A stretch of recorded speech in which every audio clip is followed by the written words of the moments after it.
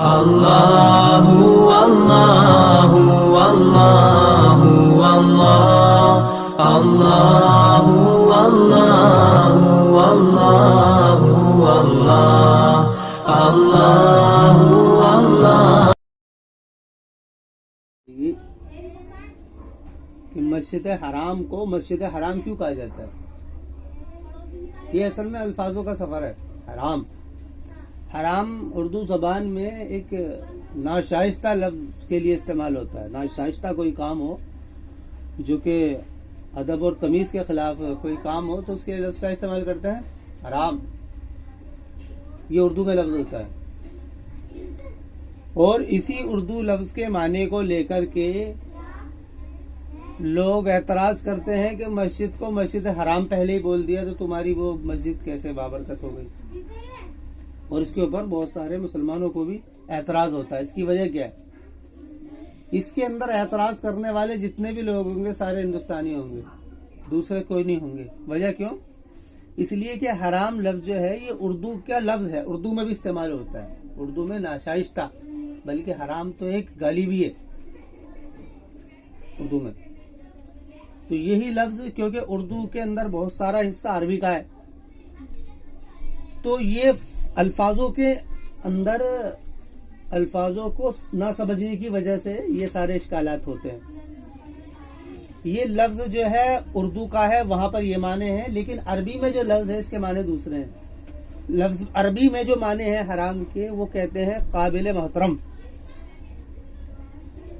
یعنی جس کے اندر کسی نے کوئی قانون ضابطے دے دیے ہوں، جس چیز کے بارے میں کوئی قانون ضابطے اٹیچ کر دیے ہیں، کوئی قانون ضابطہ ہے اس کے اندر قانون ضابطہ اٹیچ کر دیا، ٹچ کر دیا بالکل اس کے ساتھ میں، تو وہ کیا ہو گئے؟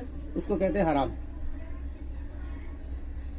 حرامہ یا حرم، حرمن کے معنی حرمت، حرمت سے بنا ہے، حرمت، حرمت یعنی کسی چیز کی عظمت، عظمت عربی کا ایک لفظ ہے، حرمت کہتے ہیں، یعنی کسی چیز کی اہمیت۔ اچھا اردو میں اس کے لیے کوئی لفظ نہیں ہے سمجھنے کے لیے، لیکن اس کے جو قریب لفظ ہیں اس سے اس بات کو اس کے قریب ہوا جا سکتا ہے، یعنی عظمت، احترام، یہ ساری چیزیں۔ تو مسجد حرام جب ہوئی تو معنی کیا ہوا کہ یہ وہ مسجد ہے جو کہ کیا نام ہے، قانون ٹچ ہے، اس میں ضابطے اور قانون ملے ہوئے ہیں۔ اس کے اندر اس مسجد کے ساتھ میں قانون ضابطے کیا ملے ہوئے ہیں وہ دوسری مسجدوں کے ساتھ میں نہیں ہے۔ ہاں جو قانون ضابطے اس مسجد کے ساتھ میں ٹچ ہے وہ کسی اور مسجد کے ساتھ میں نہیں ہے۔ مثلا اس مسجد کے برابر میں کسی بھی طریقے کا شکار کرنا وہ جائز نہیں ہے۔ شکار، مکھی نہیں مار سکتے، مچھر نہیں مار سکتے، آدمی کو تو جب ماریں گے، مکھی اور مچھر کو مارنے کا بھی بالکل اس کے اندر یعنی کہ بالکل جائز نہیں ہے۔ کسی بھی چیز کو مارنا، شکار نہیں کر سکتے، کسی کو گالی نہیں دے سکتے، اگر کوئی بات ہو جائے کسی کو گالی نہیں دے سکتے۔ چنانچہ عربوں میں ایسا ہوتا تھا کہ لوگ جو ہے اپنی جان بچانے کے لیے مسجد کے اندر، وہ حدود حرم ہے، وہ مسجد ہے، اس کے چاروں طرف بھی بہت ساری جگہ وہ ہے جو کہ مسجد کے احاطے میں آتی ہے، وہاں لوگ آ جایا کرتے تھے اور آنے کے بعد میں وہاں سے اپنے آپ کو سیکیور سمجھتے تھے۔ سیکیور کیوں؟ کیونکہ وہ اس کے اندر قانون جو ٹچ تھے یہ والے، یہ سب کے نزدیک یہ کیا تھے، سب کے اندر تھے یہ، اور کوئی بھی اس بات کو نہیں سمجھتا تھا۔ جیسے کہ اشہر حرم، شہر حرام، محرم الحرام بولتے ہیں نا، محرم الحرام، وہ کیوں ہے؟ کیونکہ عربوں کے اندر جو چار مہینے تھے، ذی-قعدہ، ذی-الحجہ، محرم اور رجب، ان کو بھی رجب الحرام کہا جاتا ہے، محرم الحرام، ذی-قعدہ حرام، ذی-الحجہ حرام۔ کیوں؟ کیونکہ وہ قانون ٹچ ہے، یہ جو ہے نا قانون پلس ہے، یہ مہینے، اس میں چھیڑ چھاڑ نہیں کی جائے گی کسی کے ساتھ میں، کسی بھی طریقے کی کوئی حق تلفی تو نہیں کی جائے گی، یعنی کوئی کسی سے اپنا بدلہ بھی نہیں لے سکتا ہے اور کوئی کام نہیں ہوگا۔ یہ عربوں میں یہ بات کیا تھی، یہ قانون کے طور پر تھی۔ تو اس لیے یہ لفظ جو ہے مسجد حرام اس لیے کہا جاتا ہے۔ سمجھ میں آ گیا فرق؟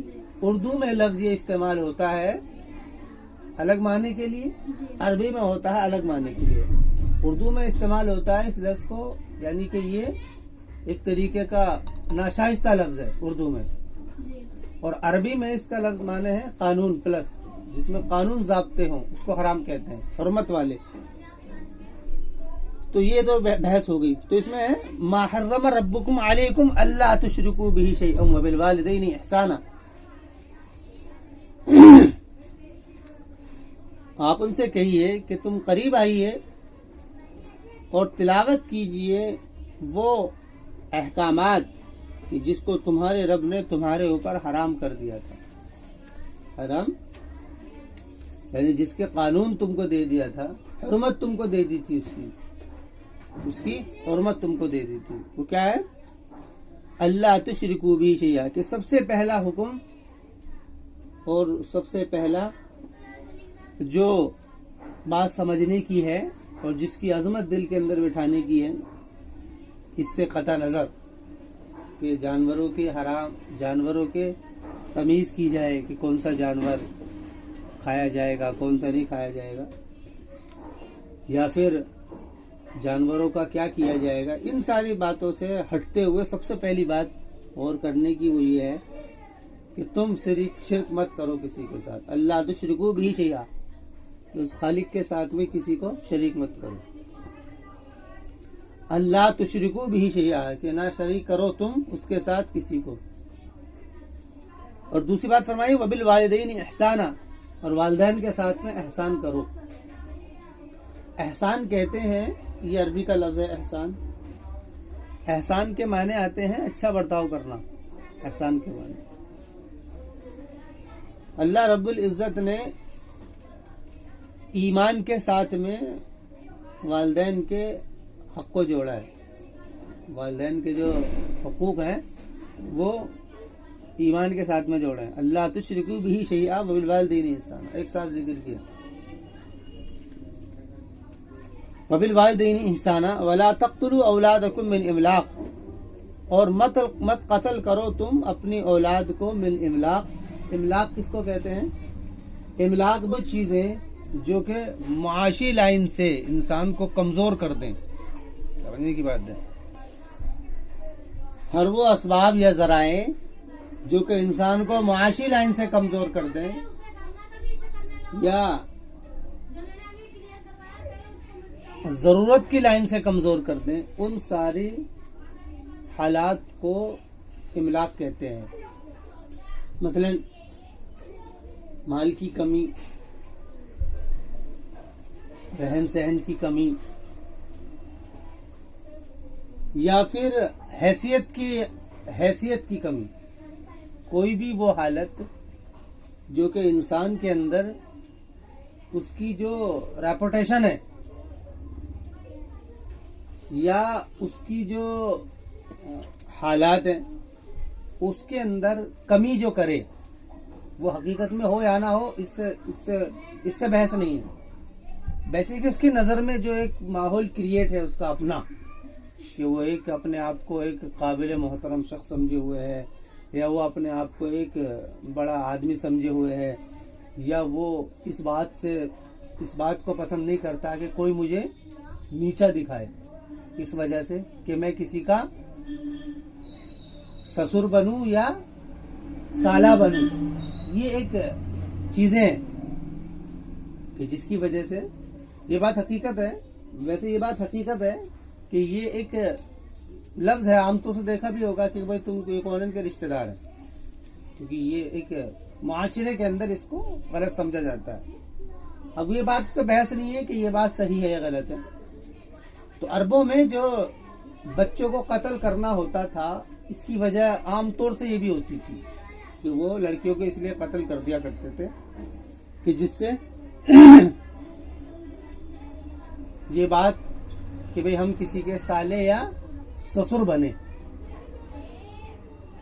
تو املاق ان ساری چیزوں کو گھیرے ہوئے ہے، املاق جو لفظ ہے یہ ان ساری صفاتوں کو گھیرے ہوئے ہے جس کے اندر انسان کی حیثیت کے اوپر فرق پڑتا ہو، یا پھر اس کی معاشی ذرائع کے اوپر فرق پڑتا ہو۔ ہر وہ چیز کہ جس کی وجہ سے، اولاد کی وجہ سے جو بھی اس کے ذہن کے اندر کسی بھی طریقے کی بات اگر آتی ہو، ان ساری باتوں کا جو گھیراؤ کرتا ہے لفظ املاق ہے. تو یہ ایک لفظ ہے اور اس کے معنی بہت سارے ہیں. یہ ساری چیزوں کو اس نے گھیر لیا ہے.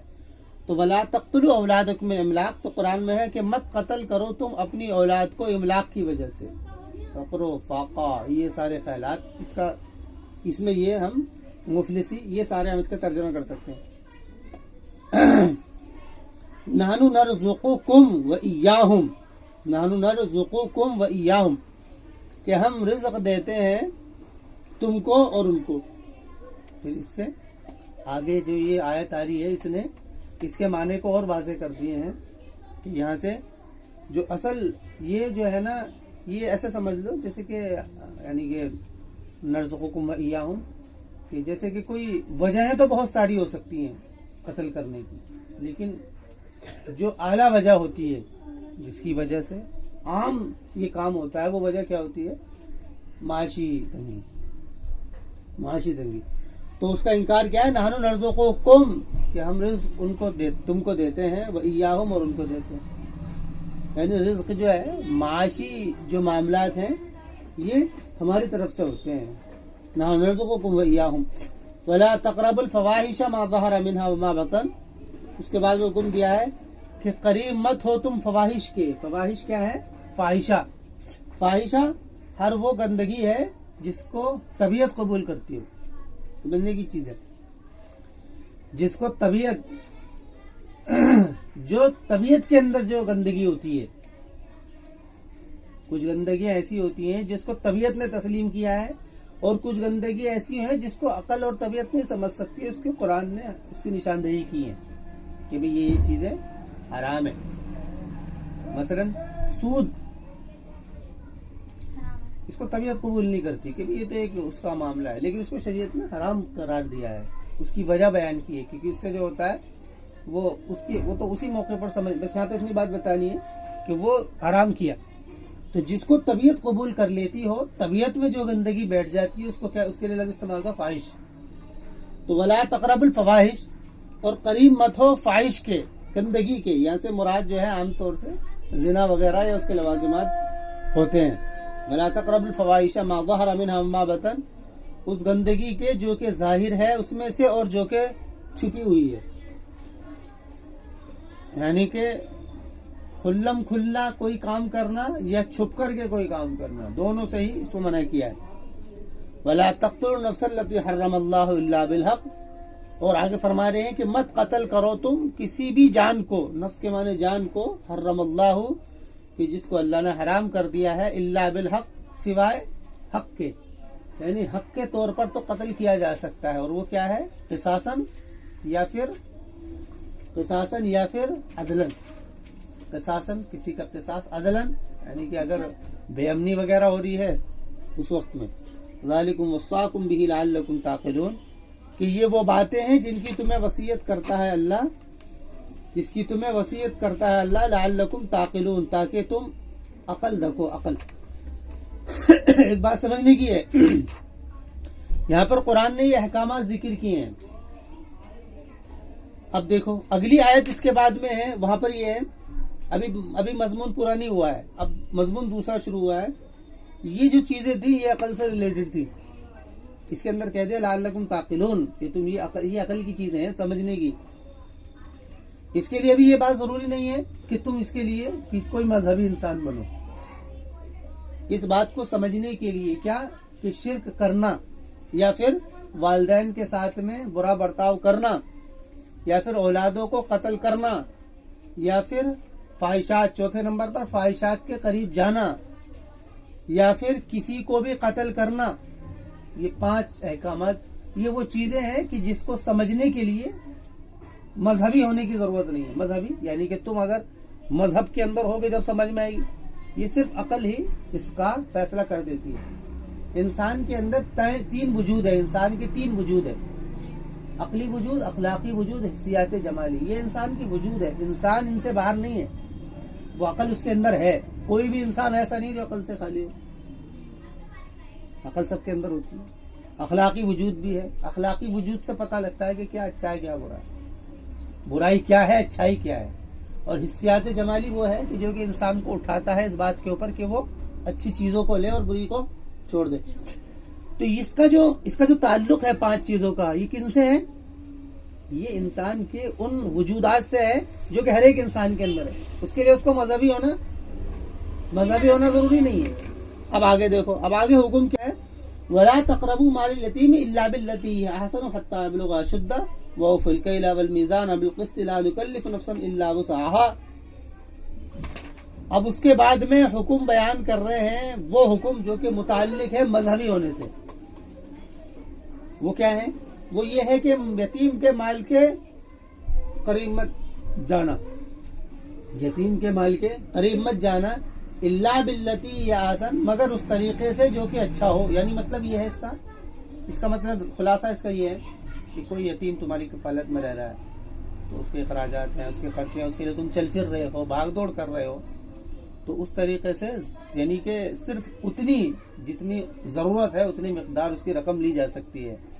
یعنی ایک آدمی کسی کی، جیسے کہ کوئی یتیموں، جس کا کام ہی یتیموں کی دیکھ ریکھ کرنے کا ہے، اس کا کام ہی کیا ہے کہ یتیموں کو وہ پالتا ہے یا دیکھ ریکھ کرتا ہے، تو ان کے لیے جو فنڈ آتا ہے یا ان کا جو مال ہے تو وہ اپنی تنخواہ بطور اگر متعین کر لے ان سے، ایک جو عقل سلیم کے لوگ اس کو کر دے تو اس میں کوئی حرج نہیں ہے، کیونکہ وہ ان کے لیے کوشش کر رہا ہے، محنت کر رہا ہے، ان کا پالن پوشن سارے کام وہ کر رہا ہے. تو یہ وہی الا باللتی احسن حتی یبلغ اشدہ، یہاں تک کہ وہ پہنچ جائیں اپنی سختی کو. سختی سے مراد یہ ہے کہ وہ سمجھ اور شعور کے وہ عمر کو پہنچ جائیں، وہ یہ سمجھ لیں کہ اچھا اور برا کیا ہوتا ہے.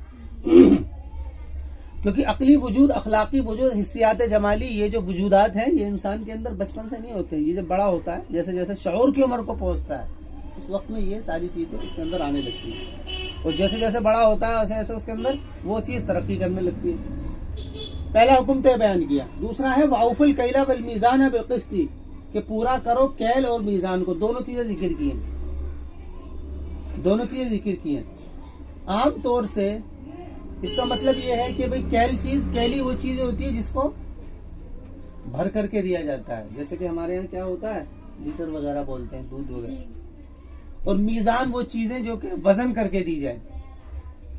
عام طور سے گڑبڑ جو ہوتی تھی اور جن لوگوں سے بات ہوتی تھی ان کے کام کرنے کے طریقے یہ تھے، ان کے جو تھے کام کرنے کے طریقے یہ تھے. وہاں پر سامان سے مبادلہ ہوتا تھا. بھئی میرے پاس گیہوں ہے، تمہارے پاس میں چاول ہے، تو جی اتنے گیہوں میں تمہیں دے دیتا ہوں، پھر تم اتنے چاول مجھے دے دینا. تو ہوتا کیا تھا، وہ لیٹر ہوتا تھا نا، لیٹر جو بھی ہوتا تھا اس کے اندر کم ڈال دیے یا اس کے اندر پہلے نیچے کچھ رکھ دیا اور پھر اس کو دے دیا. یعنی کہ اس میں پورا نہیں بھرا برتن وہ، تو وہ کیا ہو گیا، کیل کی کمی ہے، وزن کی کمی. یہ ہے کہ ناپ تول میں کمی کر دی. یہی طریقہ تھا قرآن میں، یہی طریقہ استعمال کیا. لیکن اب اس کے اور بھی بہت سارے طریقے ہیں. پیسے ہی کم دے دی، کیونکہ اب تو کیا بات ہوگی، اب تو پیسوں میں بات آ گئی، پیسے کم دے دیے گئے. تو اس کو بھی کیا ہے، کیلی یا وزنی چیزوں میں کمی. اصل مسئلہ یہ نہیں ہے کہ کیل کو پورا کرنا، وزن کو، بلکہ اصل مسئلہ ہے کہ جو حق ہے اس کا حق پورا دینا، چاہے وہ کیلن ہو یا وزنن ہو. تو اس لیے ان دونوں چیزوں کو ذکر کیا ہے کیونکہ وہاں پر یہی طریقہ استعمال تھا. ابھی بھی ہے، سامان جو ہوتے ہیں وہ انہی 2 طریقوں سے ملتے ہیں. اب تو رقم طے ہو جاتی ہے کہ یہ چیز اتنے روپے کی ہے، سیٹ ہو گئی. وَأَوْفُوا الْكَيْلَ وَالْمِيزَانَ بِالْقِسْطِ. قسط کس کو کہتے ہیں؟ قسط کہتے ہیں انصاف کو. عربی کا 3 لفظ ہے، ایک عدل ہے، ایک قسط ہے، اور ایک عدل، قسط اور انصاف. یہ انصاف بھی عربی کا زبان کا لفظ ہے. انصاف نہیں، انصاف جو ہے یہ انصاف اردو زبان کا لفظ ہے، عربی زبان کا لفظ نہیں ہے. عربی زبان میں تو انصاف دوسرے معنی میں استعمال ہوتا ہے، آدھے کے لیے. تو قسط اور عدل یہ 2 لفظ ہیں. اس میں فرق کیا ہے؟ فرق یہ ہے کہ عدل کہتے ہیں برابر کرنے کو، برابر کرنے کو. عدل کے معنی آتے ہیں برابر کرنا. برابر کرنے سے مراد یہ ہے کہ جو جس کا حق ہے وہ اس کو دینا. عام طور سے وہ ہے ان اللہ یامرکم بالعدل والاحسان، اللہ تعالیٰ تمہیں حکم دیتا ہے عدل کرنے کا، یعنی برابری کرنے کا. کہ اگر تم کسی کے ساتھ میں کوئی معاملہ کرو گے تو اس کے ساتھ میں برابری کرو, برابر, ایسا نہیں کہ کسی کو کم کسی کو زیادہ. سمجھ میں آ رہی بات؟ کہ کسی کو کم کسی کو زیادہ, ایسا نہیں, بلکہ برابری, عدل. اور لفظ قسط جب آئے گا, قسط کا جو لفظ ہے وہ قرآن کریم میں عام طور سے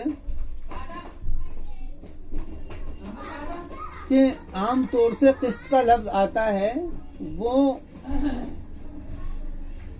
لین دین کے اندر انصاف کرنے کے لیے, لین دین کے اندر انصاف کرنا اور لین دین کے اندر برابر کا برتاؤ کرنا, یہ قسط کا لفظ آتا ہے. یہ لفظ کس لیے آتا ہے؟ قسط کا جب لین دین کا معاملہ ہوگا تو وہاں پر قسط آتا ہے. تو اس لیے کہا وَأَوْفُوا الْكَيْلَ وَالْمِيزَانَ بِالْقِسْطِ لَا نُكَلِّفُ نَفْسًا إِلَّا وُسْعَهَا. اس کے بعد میں بھی یہ بات کہی گئی ہے کہ ہم مکلف نہیں بناتے ہیں کسی کو مگر اس کی طاقت کے بقدر. ان آیت کو لوگ زیادہ تر استعمال کرتے ہیں مذہبی کاموں میں کہ بھئی ہم اتنا ہی عمل کر سکتے ہیں جتنا ہمارے پر ہے. حالانکہ اس کو قرآن نے ذکر کیا ہے وہاں پر جہاں پر معاشی زندگی میں معاملات کے اندر یہ آیت استعمال کی ہے. مطلب کیا ہے؟ مطلب یہ ہے کہ پورے یعنی کمی نہیں کرنی بالکل بھی, اس میں لچک برداشت نہیں کی ہے. اس کے بعد میں بھی پھر کیا ہے, یہ کہہ دیا ہے کہ بھئی طاقت کے بقدر مکلف ہے. جو آدمی کا یہ خیال ہوگا کہ ہم تو طاقت کے بقدر مکلف ہیں تو وہ کیا کرے, گڑبڑ کرے گا. ارے گڑبڑ کرے گا وہ. وَإِذَا قُلْتُمْ فَعْدِلُوا, اور جب تم سے کہیں کہ عدل کرو تم, ایسے مراد کیا ہے؟ برابر کرنے سے مراد کیا ہے؟ ہر ایک کا حق اس کو دینا. ہمارے پاس میں 3 آدمی آئے, ایک مولوی ہے جی, اور ایک کیا نام ہے ہمارا رشتہ دار ہے, اور ایک کیا ہے, ایک عام آدمی. تو تینوں کے ساتھ میں برابری کا مطلب کیا ہوا؟ تینوں کو ایک جگہ بٹھا دیں گے, اس کو عدل نہیں کہتے. عدل کہتے ہیں اس کے مقام کے اعتبار سے برابری کرنا. ایک آدمی اس کا حقدار ہے کہ اس کو اچھی جگہ پر بٹھایا جائے, یہ عالم ہے تو اس کو اچھی جگہ بٹھائے, رشتہ دار ہے اس کو اس سے کم جگہ پر, اور کوئی عام آدمی ہے اس کو اس کی جگہ پر. اس کو کہتے ہیں عدل. جو آدمی جس چیز کی مکلف ہے, جس حیثیت کا وہ ہے, تو اس میں برابر کا عدل کا لفظ ہے, سوا کا لفظ نہیں ہے. عدل کہتے ہیں صاحب حق کے حق کو ادا کرنا, جو جس کا حق ہے اس کے حق کو ادا کرنا. فاضلو ولو کانا ذا قربا, اگرچہ وہ رشتہ دار ہو. یہاں پر یہ لفظ کیوں کہا گئی ہے؟ کیوں اس لیے کہا گیا ہے کیونکہ عام طور سے عدل جو ہوتا ہے وہ سب میں ہو جاتا ہے, رشتہ داروں میں نہیں ہوتا. رشتہ داروں میں عدل نہیں ہوتا. کیوں؟ کیونکہ رشتہ داروں سے بنتی نہیں ہے, رشتہ داروں سے بنتی نہیں ہے. بہت کم ایسے لوگ ہوں گے جن کے رشتہ داروں سے بنتی ہو, اور بلکہ نہ ہو یہ بھی کہہ دیا جائے تو کوئی بعید نہیں ہے. اس لیے یہاں پہ لفظ ولو کان ذا قربا, اگرچہ وہ رشتہ دار ہوں. قربا کہتے ہیں قریب والے ہوں. وبعہد اللہ اوفو, اور اللہ تعالی کے عہد کو پورا کرو. اوفو کہتے ہیں پورا کرنا. عہد سے مراد اللہ تعالی کا وہ وعدہ ہے. کیونکہ بات کس کی چل رہی تھی, میں نے بتایا کہ یہ جو ہے نا, یہ آیت ہے مذہب سے متعلق, کہ جو آدمی مذہبی ہو جائے, مسلم ہو جائے, اس سے ریلیٹڈ باتیں ہیں. آگے دیکھو اس کو کھول دیا جائے گا. وبعہد اللہ اوفو ذالکم وصاکم, یہ وہ باتیں ہیں جو وصیت کی ہے اس نے تم کو, لعلکم تذکرون, تاکہ تم ذکر یذکر, تذکیر کے معنی آتے ہیں نصیحت حاصل کرنا, سمجھ حاصل کرنا. وہاں پر لفظ کیا تھا؟ تعقلون. یہاں پر لفظ کیا ہے؟ تذکرون. یہ لفظ جہاں پر بھی آئے گا تذکرون, یہ آئے گا مذہبی کے لیے. جو آدمی مذہبی ہوگا اس کے لفظ آئے گا, کیونکہ اس کے اندر تو فرما یعنی یہ جو باتیں ہیں, یتیم کا مال نہ کھانا, ناپ تول میں کیا کرنا, کمی نہ کرنا, اور رشتہ داروں کے ساتھ میں, سب کے ساتھ میں پورا برتاؤ کرنا, اور اللہ کے عہد کو پورا کرنا. یہ کتنے حکم ہو گئے؟ یتیم کا مال نہ کھانا, اور ناپ تول میں کمی نہ کرنا, اور رشتہ داروں کے ساتھ میں سب کے ساتھ پورا انصاف کرنا, اور اللہ کے وعدے کو پورا کرنا. یہ 4 حکم. وہاں کتنے تھے؟ وہاں 5 تھے, یہاں 4 ہے. تو یعنی یہ بتایا کہ یعنی یہ اس سے زیادہ اہم ہے. یہ کیا ہے اس سے زیادہ اہم ہے، اس سے زیادہ اہم ہے. تو اگر اہم ہے تو اہم کے لیے اہم آدمی چاہیے، اور اہم کے لیے اہم آدمی کون ہے؟ جو مذہبی ہوگا، جو مانتا ہوگا، جو اس بات کو مانتا ہوگا. تو فرمایا لعلکم تذکرون. اب آگے دیکھیے، اگلی آیت میں ہے کیا ہے؟ ہاں آگے آیت ہے، پڑھو آگے ہے، سنیے آگے ہے وَأَنَّ هَذَا صِرَاطِي مُسْتَقِيمًا فَاتَّبِعُوهُ. نہیں، یہی دو باتیں ہیں. ایک 5 حکم آئے عقل کے تحت، یعنی کہ وہ اس کے لیے مذہبی ہونا ضروری نہیں ہے. اس کے بعد میں 4 حکم آئے وہ کہ جو کہ زیادہ اہم تھے، اس لیے اس کو فرمایا کہ اس کے لیے آدمی کا مذہبی ہونا ضروری ہے. اب ان دونوں باتوں کے اوپر فرما رہے وَأَنَّ هَذَا صِرَاطِي مُسْتَقِيمًا، اور فرما رہے کہ وہ جو سوال چل رہا تھا کون سا؟ اهدنا الصراط المستقیم، ہمیں سیدھے راستے کی ہدایت دیجیے. سیدھا راستہ کیا ہے؟ وَأَنَّ هَذَا صِرَاطِي مُسْتَقِيمًا، کہ یہ ہے میرا سیدھا راستہ، صراط مستقیمہ. اب ہوا یہ تھا کہ ان ساری باتوں سے تو لوگ بچ گئے. اس طرف کسی کا خیال نہیں ہے یتیم کے مال کا کیا ہوگا، یتیم کے مال کا کیا ہوگا. اس طرف کسی کا خیال نہیں ہے کہ بچوں کو لوگ قتل کر رہے ہیں. ہونے رہے کتنے اسپتالوں میں کتنے کیس ہوتے ہیں ایسے، ہم دو ہمارے دو، یہ وہی ہے فلسفہ اس کا. فاحشات کی قریبی کتنی ہو رہی ہے، زنا کتنا عام ہے، اور قتل و قتال کتنا ہو رہا ہے. یہ ساری چیزیں، اور یعنی یہ جتنی بھی چیزیں تھیں یہ ساری کی ساری ہے انسانیت سے متعلق. یہ ساری کی ساری چیزیں انسانیت سے متعلق ہے. اس میں اگر ایک چیز اگر اس کے اندر 2 باتیں اور سمجھ لی جائیں، اور سمجھ لی جائیں سے مراد یہ نہیں ہے کہ یہ اس کے اندر نہیں ہے، اور سمجھ لی جائیں سے مراد یہ ہے کہ یہ بات جو ہے نا سمجھنی تھوڑی مشکل ہوتی ہے. کون سی؟ تو اللہ کے وعدے کو پورا کرنا اور ایک شرک نہ کرنا. یہ تھوڑا سا اس کو ہر آدمی نہیں سمجھ پاتا، لیکن یہ ہے انسانیت کے اندر یہی بات. تو ان ساری بحثوں سے الگ ہٹ کر کے اس بات کی بحث میں پڑ گئے کس کی کہ جی اس کو کھانا، اس کو یہ جانور ذبح کیا جائے گا، یا یہ کیا جائے گا، یہ نہیں کیا جائے گا، یہ کیا جائے گا. یہ ساری بحثوں میں پڑ گئے آپس میں، جو ہے اس کی وجہ سے کیا ہو گیا؟ اختلاف ہو گیا. حالانکہ یہ وہ مدعا ہے، یہ وہ یعنی کہ یہ جو 5 وہ اور 4 یہ 9، یہ 9 وہ کام ہیں، بلکہ یہ 9 بحثیں ہیں کہ اگر اس کے اوپر سب لوگ جڑ جائیں گے کوشش اسی کے اوپر، اور عقل اس کو کہتی ہے، تو پھر اختلافات ہی ختم ہو جائے گا. لیکن مسئلہ یہ ہے کہ اس سے ہٹ کر کے دوسری چیزوں میں لگ گئے.